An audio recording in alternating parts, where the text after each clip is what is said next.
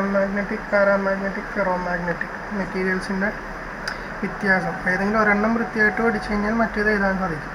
ഇപ്പോൾ ഡയാമാഗ്നറ്റിക് എന്ന് പറഞ്ഞാൽ മാഗ്നറ്റിക് സ്വഭാവം തീർത്തും കാണിക്കാൻ താല്പര്യമില്ലാത്തവർ, പാരാമാഗ്നറ്റിക് എന്ന് പറഞ്ഞു കഴിഞ്ഞാൽ മാഗ്നറ്റിക് ഫീൽഡിൽ വെച്ച് കഴിയുമ്പോൾ ആ സ്വഭാവം കാണിക്കുന്നവർ, ഫെറോമാഗ്നറ്റിക് എന്ന് വെച്ചാൽ അത് വളരെയധികം കാണിക്കുന്നവർ. ഒരു 7-8 ഡിഫറൻസുകളുണ്ട്. അത് ഏതെങ്കിലും ഒരു 4 പഠിച്ചു കഴിഞ്ഞാൽ തന്നെ വൃത്തിയായിട്ട് പരീക്ഷയ്ക്ക് എഴുതാം. ഒന്നാമത്തത് ഡയാമാഗ്നറ്റിൻ്റെ കേസ് പറയാം. അപ്പോൾ individual atoms do not possess any net magnetic moment, അതായത് ഓരോ ആറ്റമിനും മാഗ്നറ്റിക് സ്വഭാവം കാണിക്കുന്നില്ല, അല്ലെങ്കിൽ അവർക്കൊരു നെറ്റ് മാഗ്നറ്റിക് മൊമെൻറ്റ് ഇല്ല. Feebly magnetized in a direction opposite to the external magnetic field, അതായത് പുറമേ നിന്നുള്ള ഫീൽഡിൽ വെച്ച് കഴിഞ്ഞാൽ അവർ ഏത് ദിശയിലും മാഗ്നറ്റൈസ്ഡ് ആവും, പുറമേയുള്ള മാഗ്നറ്റിക് ഫീൽഡിൻ്റെ എതിർ ദിശയിൽ മാഗ്നറ്റൈസ്ഡ് ആവും, അതായത് താല്പര്യക്കുറവാണ് കാണിക്കുന്നത്. മൂന്നാമത് they set their longest axis perpendicular to the field. അപ്പോൾ ഫീൽഡ്, ഇപ്പോൾ ഇത് ഫീൽഡ് ആണെന്ന് വിചാരിക്കുക, പുറമേയുള്ള ഫീൽഡ്. അപ്പോൾ അവരുടെ നീളത്തിൻ്റെ അതായത് ആക്സിസ്, അതായത് നീളം പെർപെൻഡിക്കുലറായിട്ട് ഇങ്ങനെ നിൽക്കുന്ന രീതിയിലായിട്ട് അവർ മാറുന്നു.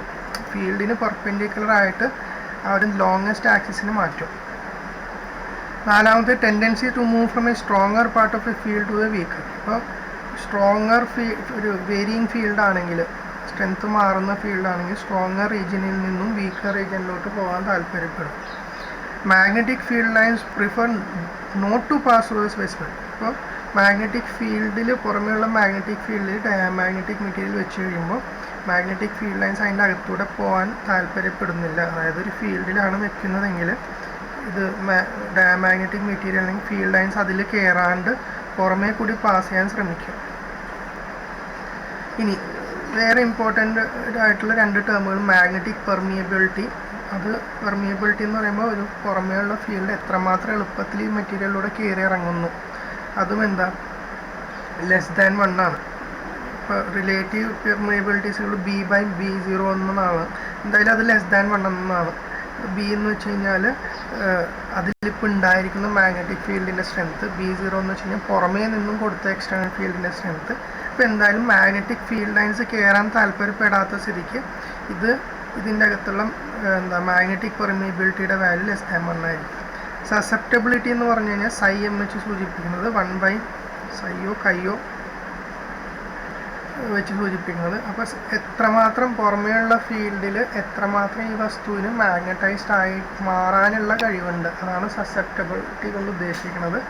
അതും നെഗറ്റീവായിരിക്കും. അതായത് permeability is equal to 1+ susceptibility ആണ്. അപ്പോൾ സ്വാഭാവികമായിട്ടും പെർമിയബിലിറ്റി <1 ആകുമ്പോൾ, റിലേറ്റീവ് പെർമിയബിലിറ്റി <1 ആകുമ്പോൾ സസെപ്റ്റബിലിറ്റി എന്താ, നെഗറ്റീവാണ്. എക്സാമ്പിളുകൾ ആൻറ്റിമണി, ബിസ്മത്ത്, കോപ്പർ, ഗോൾഡ് മുതലായവയൊക്കെ എക്സാമ്പിളാണ് ആർക്ക്, ഡയാമാഗ്നറ്റിക് മെറ്റീരിയൽസിന്. ഈ 8 വ്യത്യാസം പഠിച്ചു കഴിഞ്ഞാൽ ഇതിൻ്റെ നേരെ വിപരീതമാണ് പാരാമാഗ്നറ്റിക്കിന്. ഡയാമാഗ്നറ്റിക്കിന് ആറ്റംസിന് മാഗ്നറ്റിക് മൊമെൻറ്റ് ഇല്ലായിരുന്നു, ഇതിനുണ്ട്. Possess non zero magnetic moments. Feebly magnetized in a direction opposite ആയിരുന്നു, feebly magnetized in the direction of the external ഫീൽഡാണ്. They set the longest axis perpendicular to the field ആണ്. ഇതങ്ങനെയല്ല, അവരുടെ axis parallel to the field, ഫീൽഡിൻ്റെ അതേ ദിശയിൽ തങ്ങളുടെ ആക്സിസിനെ അലൈൻ ചെയ്യും. Tendency to move from a stronger part of to a weaker field ആയിരുന്നു ഡയാമാഗ്നറ്റിക്. ഇത് വീക്കർ ടു സ്ട്രോങ്ങർ പാർട്ടിലോട്ട് മൂവ് ചെയ്യും വേരിയിങ് ഫീൽഡ് ആണെങ്കിൽ. Magnetic field lines prefer not to pass through ആയിരുന്നു, ഇതിൽ field line prefer to pass through ആണ്. അതുകൊണ്ട് തന്നെ എന്തായിരിക്കും, മാഗ്നറ്റിക് പെർമിയബിലിറ്റി <1 ആയിരിക്കും. സസെപ്റ്റബിലിറ്റിയും പോസിറ്റീവായിരിക്കും, വലിയ വാല്യൂ അല്ലെങ്കിലും പോസിറ്റീവായിരിക്കും. അലൂമിനിയം, കാൽഷ്യം, ഓക്സിജൻ മുതലായവയ്ക്ക് ഇതിൻ്റെ എക്സാമ്പിളുകളാണ് അവരുടെ പാരാമാഗ്നറ്റിക്കിൻ്റെ. ഇനി ഫെറോ മാഗ്നറ്റിക് എന്ന് പറയുമ്പോൾ പാരാമാഗ്നറ്റിൻ്റെ എല്ലാ സ്വഭാവത്തിനും ഇച്ചിരി അധികം, വളരെയധികം എന്ന് പറയും, ഇച്ചിരി ഇല്ല വളരെയധികം, shows all the properties of paramagnetic materials to a larger extend. അപ്പോൾ ഇതേ പ്രോപ്പർട്ടീസ് കുറച്ച് അധികമായിട്ട് സൂചിപ്പിക്കുന്നവരാണ് ഫെറോ മാഗ്നറ്റിക് മെറ്റീരിയൽസ്. ഇനി ഈ സസെപ്റ്റബിലിറ്റിയും ടെമ്പറേച്ചറും തമ്മിലുള്ള ബന്ധം ഡയാമാഗ്നറ്റിക് മെറ്റീരിയൽസിന് തമ്മിൽ യാതൊരു ബന്ധമില്ല, ഡസ് നോട്ട് ഡിപ്പെൻഡ്. പാരാമാഗ്നറ്റിന് ഇൻവേഴ്സ്ലി പ്രൊപ്പോർഷനാണ്, 1/Im is inversely proportional to ടെമ്പറേച്ചറാണ്.